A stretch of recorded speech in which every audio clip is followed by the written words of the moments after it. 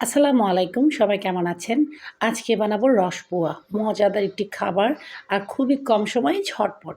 এটা বানাতে লাগবেও খুব কম উপকরণ আর বানানোর পর ফ্রিজে রেখে একদম ঠান্ডা, ঠান্ডা খেতে সেরকম মজা।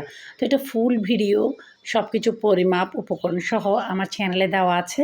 এই রেসিপিটা বানাতে চাইলে অবশ্যই আমার চ্যানেলে চলে যাবেন। ফুল ভিডিও দেখে নিবেন।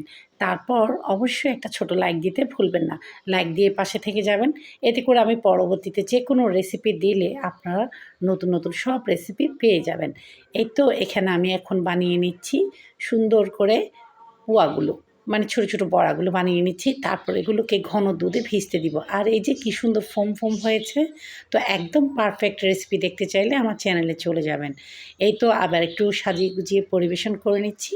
কারণ সাজিয়ে গুছিয়ে পরিবেশন করলে সবার কাছে আরেকটু লোভনীয়টা বেশি লাগে। আজকের জন্য এতটুকু। আল্লাহ হাফেজ।